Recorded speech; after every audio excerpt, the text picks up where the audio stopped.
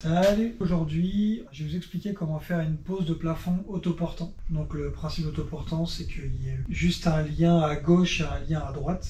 Et après, ça tient dans le vide. Donc là, ça va être dans cette pièce. Je vais commencer par mettre un rail à R48 sur les fourrures. La fourrure. Je vais mettre un R48 ici, à hauteur du laser. Ça va être le départ. Et ensuite, je vais mettre mes plaques. Et après, je mettrai la structure. Et ici, il y aura une cloison qui va tomber ici, là, tout le long. Et il y aura un accès complet. Ici, ça sera ouvert en fait sur 1 mètre. Par exemple, là, la chambre, elle est trop petite. Elle fait moins de 9 mètres carrés. Alors, il n'y a pas que la notion de 9 mètres carrés qui rentre en compte, il y a aussi la notion de volume. Il y a les mètres cubes. Du coup, vu qu'elle fait moins de 9 mètres carrés, le fait de laisser la salle de bain ouverte, ça permet qu'elle rentre dans la surface de la chambre, vu qu'il n'y a pas de porte qui ferme. Ça rentre dans la surface et ça crée une chambre, enfin un espace plus grand. Du coup, on va mesurer la longueur pour la R48. De 94,3. Ok.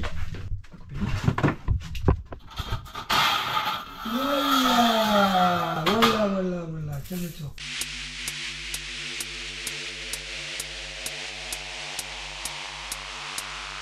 On va me couper un peu avant, sans couper le mètre. J'enroule tout le temps le mètre, pas comme certains se reconnaîtront.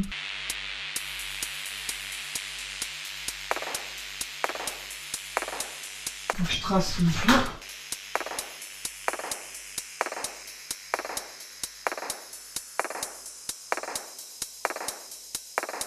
On pourrait le faire en deux bouts. Je préfère que ça reste quand même lié, même s'il n'y a pas beaucoup de structure.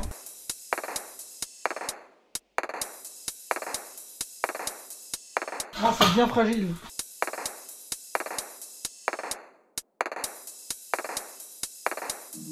Je sais pas si on va la mettre cette vidéo, je vais faire une bouche.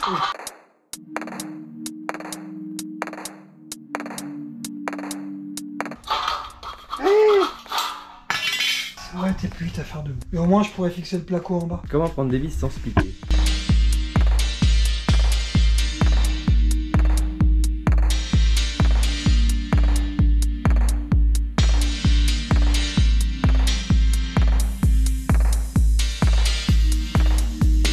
En fait, je vais sûrement le couper. On va le couper, ça. Ça va foutre la merde, le plafond sera pas à la bonne hauteur. J'ai voulu garder un bout, je n'aurais pas dû.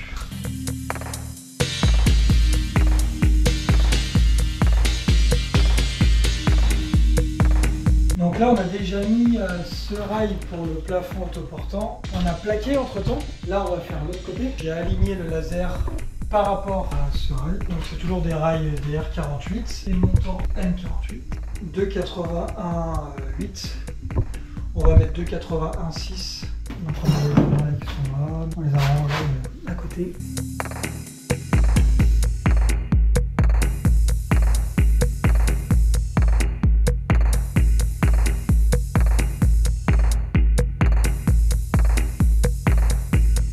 Ah mais attends, non, c'est moins. Bah oui, on a laissé un jour là.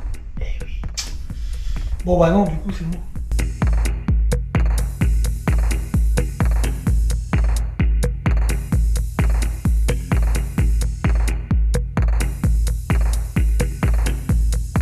Est-ce qu'il y a bois en bois? On va trouver une par ailleurs. Pour ceux qui sont pas habitués, il vaut mieux éviter. Il y en a qui tombent. Il y a des gens, il y a des gens qui tombent. C'est ce qu'il y a beau. Ça arrive, les accidents.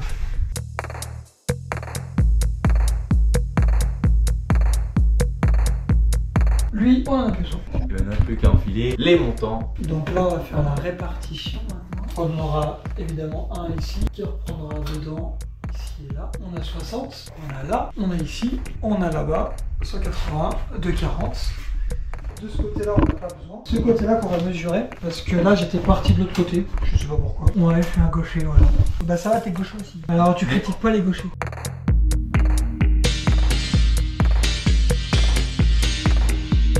Ce qu'il y a beau en bois, c'est bien, parce que tu peux prendre vraiment large. On appelait ça l'arrache testicule. Un jour, on a eu un apprenti. J'étais aussi un apprenti. Il est tombé, et il s'est arraché la peau des roubignoles dans le compas, là. Oh putain, c'est pas drôle, il y avait du sang partout.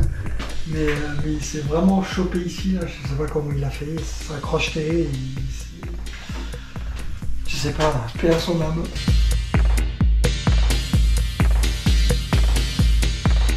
131,2. enlève les 5 mm, toujours pareil. Donc là on a 130,8, du coup on met 130,3.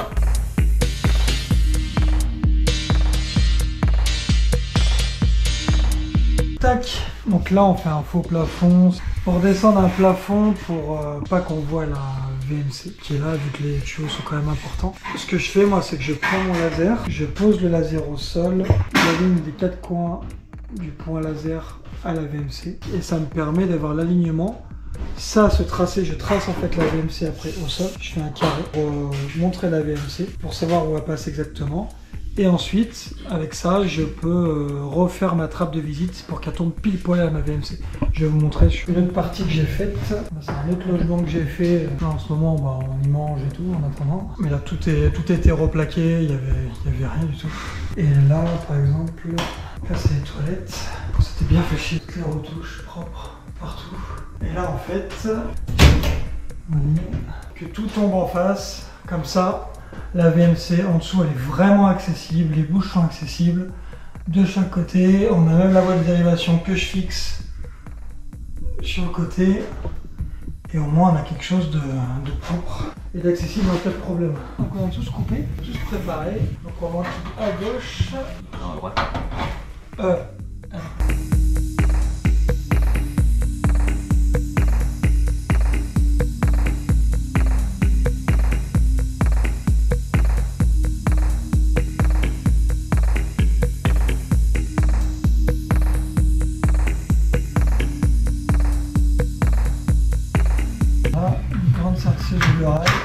Il y a un taquet ici qui permet de l'ouvrir en deux.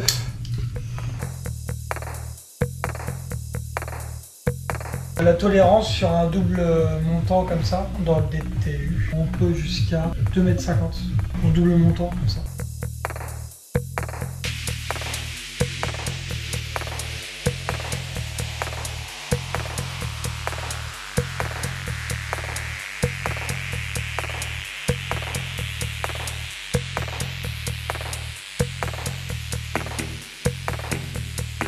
Bon voilà, on met le dernier. Donc là, on va tracer la trappe de visite. On veut que ça soit aligné au montant. Ça va être un peu décalé. C'est l'électricien qui m'a demandé. Je suis ses instructions. Il veut qu'elle soit là, alignée par rapport à la bouche. Et parce qu'il va mettre en fait une boîte de dérivation ici. D'où tout ce paquet de fils. On veut une trappe en fait de là à là. Donc j'allume mon laser. On le met en position verticale. Et avec le point, je l'aligne par rapport à un angle de ma trappe. Voilà, là il est aligné par rapport au montant. Donc moi ici, ça va me donner un alignement.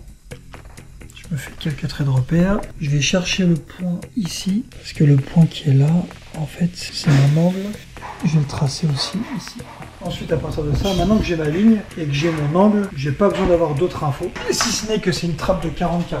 J'ai une trappe comme ça, trappe de visite, 40-40. Donc là, on met 40. 40 par rapport à l'angle.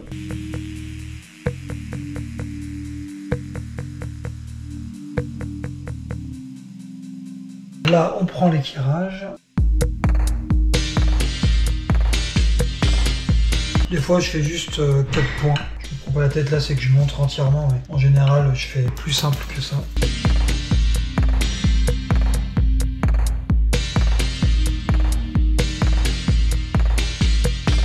Tac. Maintenant, on vérifie les diagonales. On a 57 et là, on a 57. Donc, c'est bon.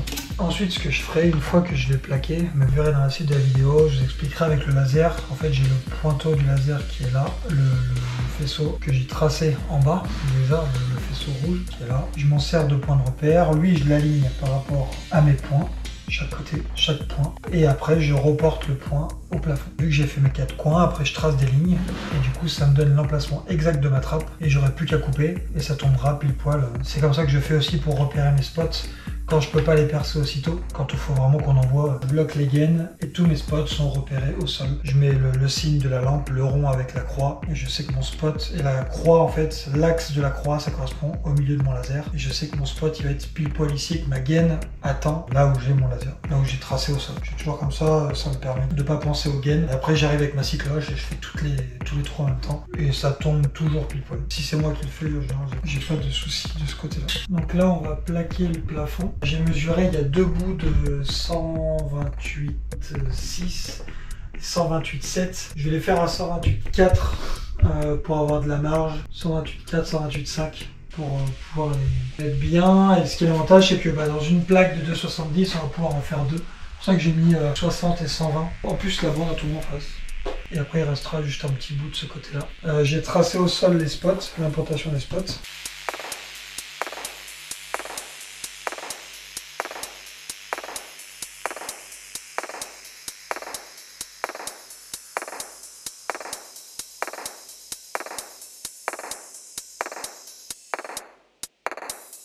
L'autre, je la mesure de l'autre côté parce que les coupes d'usine sont toujours plus propres. Je ne la remesure pas de là où j'ai coupé. Dans le sens de la largeur, je préfère le faire à la scie. Après, on peut le faire au cutter. Hein. On n'est pas obligé de le faire à la scie. Si vous n'avez pas de scie à placo, faites-le au cutter.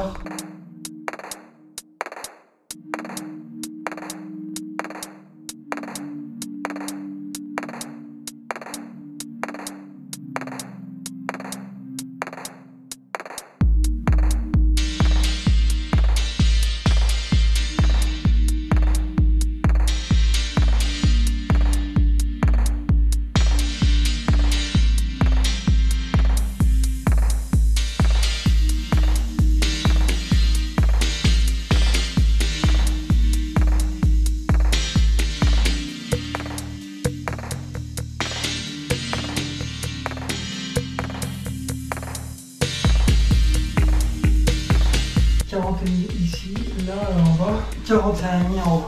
On est en faux écarrage parce que nous on a créé des parallèles avec notre doublage et notre contre-cloison par rapport à l'existant. On n'a pas rectifié les écarrages. Du coup on a 1 cm. Alors non, on va s'adapter, mais c'est logique en fait. Bon là je vous avais déjà expliqué avec le laser la technique pour les spots et les trappes de visite. Donc, ce que je fais moi c'est que je le mets en fonction uniquement pour un laser. J'enlève tout le reste, je n'ai pas besoin du reste. J'aligne mon point laser au milieu de ma croix.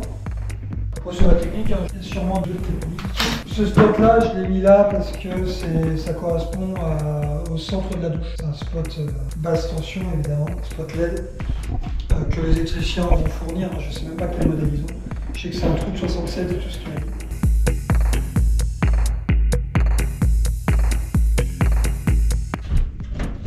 Et là, ils avaient mis un fil. Enfin, j'avais mis un fil. Voilà, c'est celui-là. C'est celui-là. Quoique je vais le mettre comme ça pour pas lui mettre plein d'enduit. Ça va être pareil pour la trappe de visite à côté. D'ailleurs, la trappe de visite, si vous ne savez pas comment la poser, j'ai fait une vidéo, elle sera ici, où j'explique justement la pose de la trappe de visite. Et c'est à peu près le même fonctionnement pour le plafond et pour les murs. N'hésitez pas à aller voir. On va faire l'autre spot.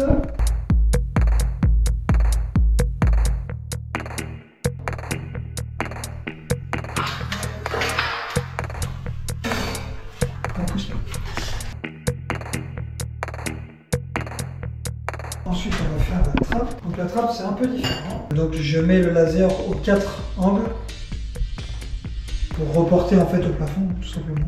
Je pourrais mettre la ligne, mais en fait, ça ne me ferait pas gagner plus de temps. Je l'ai fait pendant un temps et en fait, les 4 points, ça me suffit et après, je trace.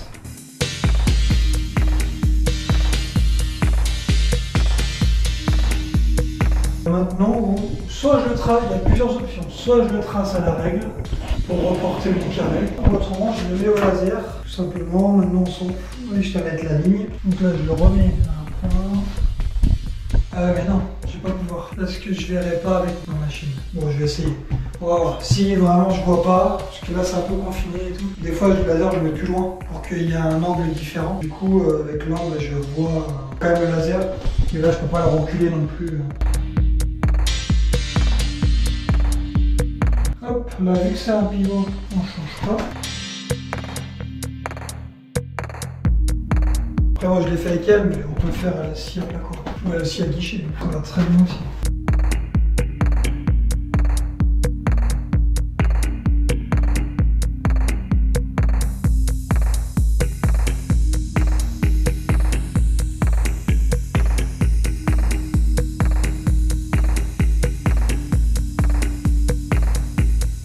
Voilà. Nickel, je vais vérifier la plaque, si ça y va. Comme je disais dans l'autre vidéo, toujours avec délicatesse.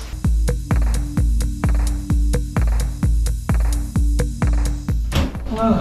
Il faut lui raboter un peu. Là, elle est un peu décalée. Il faut que je mange un peu plus là le placo. Et puis ça fera un méchant petit coup de râpe. Et c'est tout bon. J'espère que cette vidéo vous a plu. N'hésitez pas à vous abonner. Ça peut m'aider à développer d'autres projets. Et puis voilà, je vous dis à la prochaine. Salut!